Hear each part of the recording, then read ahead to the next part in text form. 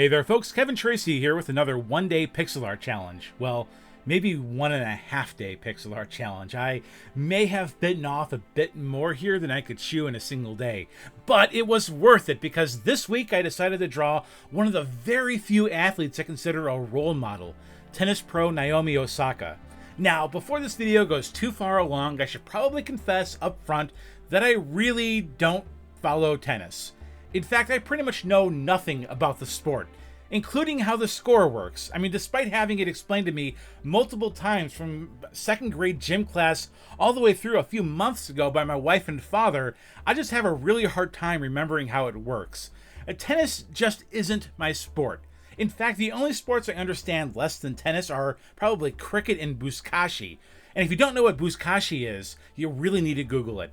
The truth of the matter, though, is that tennis just doesn't interest me like football, basketball, hockey, and curling. And you have no idea how much I love curling, but I digress. This is a video about Naomi Osaka, not about guards, draws, and takeouts.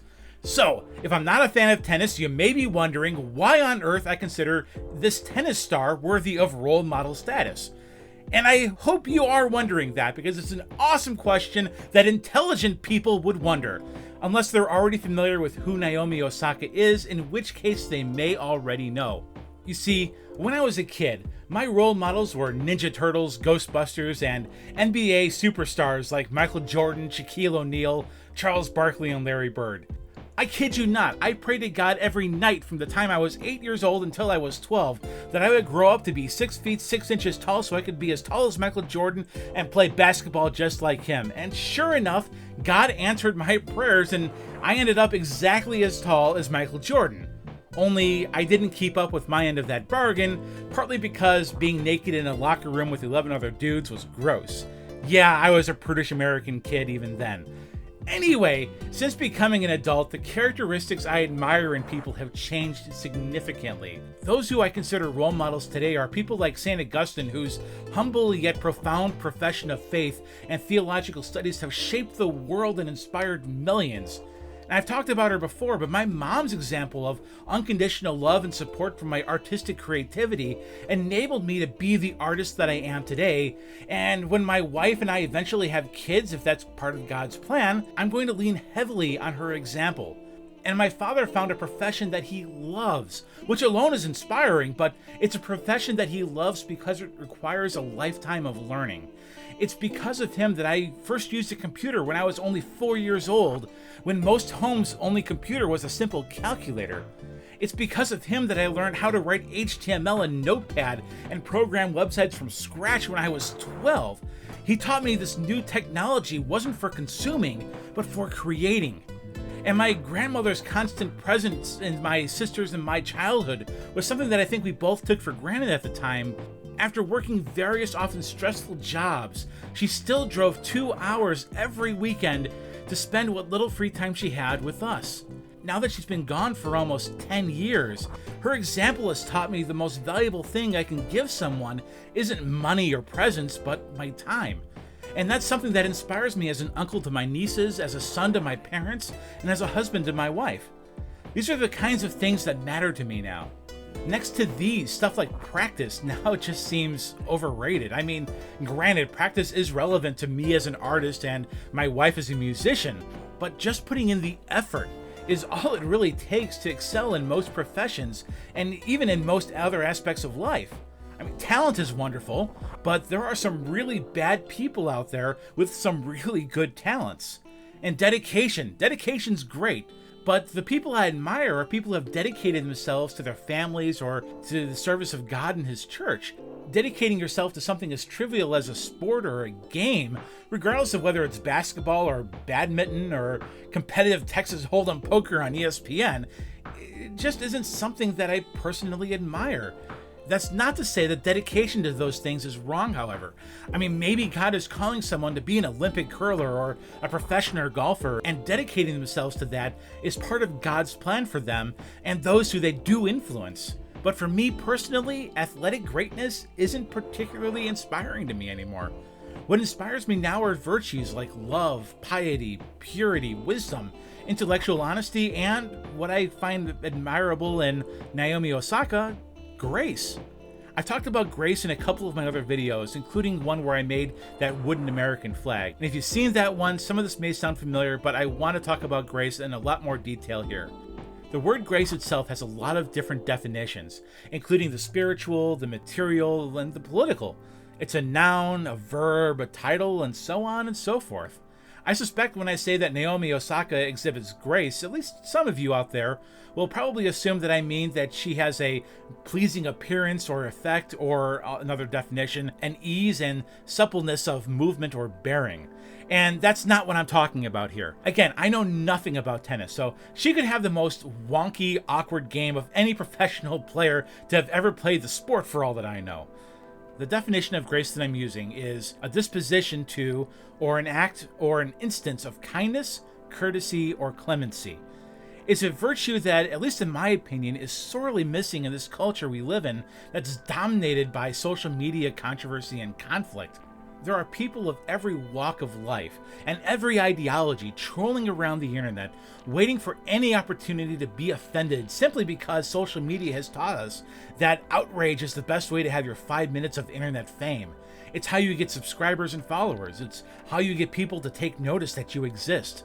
For a while, I was annoyed and frustrated by this, but as time has gone on, I've realized that it's costing us our grace, which is really just sad and unfortunate. And as this disposition to kindness, courtesy, and clemency is becoming more rare, I find myself valuing this virtue of grace more and more. When I first learned who Naomi Osaka was, it was the day after she had won the US Open because of a crazy sensational headline on the Drudge Report about her much more well-known opponent. I clicked the article and Naomi Osaka's name was mentioned just once or twice as a caveat as to who won the match. I really didn't pay it much mind. Again, I don't really care about tennis, but when I logged into Twitter a couple days later, a few of the people I follow were retweeting her. A lot. And from what I saw, I was instantly blown away by the grace that Naomi Osaka was exhibiting. So just out of curiosity, I clicked to view her profile and I took a look at her other tweets, and you know, these retweets were just the beginning of a wonderful repository of graceful responses, joy-filled pictures and videos, and just incredible optimism. Anyway, I followed her on Twitter then, and I've always felt inspired by the grace she's been exhibiting in both news stories that have come out about her and what she's demonstrated in the Twitterverse. Even if you're not a tennis fan, do yourself a favor and follow Naomi Osaka on Twitter. Your Twitter feed will be better because of it. You see, regardless of whether this person was a professional athlete, a homemaker, a factory worker, or a Fortune 500 CEO, the grace that Naomi Osaka is demonstrating is something that I believe is truly inspiring and worthy of emulating. And that's why I wanted to take the time and draw a high-resolution pixel art portrait of her in Microsoft Paint. Now granted, as I've said before, I'm not a tennis person, but I tried my best to recreate an action pose of someone having swung a tennis racket in full intensity. Her form here and how she's holding the tennis racket are probably terrible. I'm breaking one of the first rules of art, and I'm creating something of which I know virtually nothing about. I haven't even held a tennis racket since high school PE class my junior year, so if you're a tennis player or even just a fan of the sport, please let me know how I did in the comments below. I'm actually kind of curious to know if I got this right. My goal with this piece was to illustrate Naomi Osaka's inspirational grace. Initially, I thought of doing a close-up portrait of her face in a vibrant, almost surreal fashion, similar to how I drew my dog Porthos earlier this year, or my own pixel art self-portrait from a couple weeks ago. However, after sketching out some concepts, I had the idea to express her grace, the disposition to kindness, courtesy, or clemency, as a different kind of grace, the ease and suppleness of movement or bearing. And since she's a tennis player, what better way to demonstrate this than with a full-body tennis pose? Now, in hindsight, this probably would have been easier had I just drawn her face in a relatively low resolution of just 600 by 900 or even lower probably. However, because I wanted to draw her face at a relatively high resolution that looked legitimately like Naomi Osaka and not just a pixelated sprite of her, I ended up increasing the resolution of the image to 1065 by 1600. So even though this is only a day-and-a-half project, it's actually one of the higher resolution pixel art pieces that I've created. Anyway, I wanted to create an image of Naomi Osaka in a pose such that she was swinging the tennis racket with an incredible amount of power and intensity. But to illustrate the grace, I wanted the product to be lacking any sense of violently striking the ball. This was kind of tricky, particularly because most of my art like this is for a comic book series that features sword fighting, and by design features characters violently swinging things. Firstly, I wanted the clothing itself to imply a lot of the intensity of that movement. After looking at some of the reference images, I realized that Osaka, and I think probably most modern professional women tennis players, tend to wear tighter fitting tennis outfits. However, if I drew a tighter fitting clothes, I was worried that there wouldn't be enough flow in them to imply that intensity. So instead I opted for a slightly looser fitting shirt and a more flowy, mildly pleated skirt. Although the pose of her body should be enough to suggest that she's running forward and attacking the ball, the movement of her clothes, especially her skirt, I think suggests how quickly she was running up and twisting to accomplish this. Then, to reduce the violence, I opted to give the piece a more illustrative style. I used a 4 pixel thick outline around her and a 3 pixel thick line for most of the inside lines. In a few places, such as the rim of her visor and her shoelaces, I decreased the thickness to 2 pixels or less. To imply depth, though, I decided to give her limbs overlapping other body parts the full 4 pixel thick outline instead of just the 3. Really, I did this just with her arms and right leg. In keeping with this illustrative, cartoon-like style, I decided to make her head slightly larger than if I was going for full-on realism. This had the added benefit of allowing me to draw her face at a larger resolution while keeping the overall image at a more manageable resolution for myself. This is kind of a big deal because you can't zoom out in the XP version of Microsoft Paint, so keeping proportions in check is difficult when you're working with images significantly taller than 1000 pixels tall on a standard 1080p display because you can't zoom out to see the entire piece by itself. As it was, 1600 pixels tall was actually pretty difficult to work with, but once I got her legs and upper body proportioned correctly, which involved a lot of saving and viewing the file zoomed out a bit in Windows Photo Gallery, I was able to pretty much compartmentalize the upper and lower parts of this drawing without one side really affecting the other too much. I don't like doing that because you run the risk of the art looking like 2 different pieces just awkwardly spliced together, but I think I lucked out here because you really can't tell. I also knew that I wanted the illustrative style to reduce the violence further by using a more cel-shaded coloring approach. Initially, I planned on only using 3 tones of color for her clothes and skin.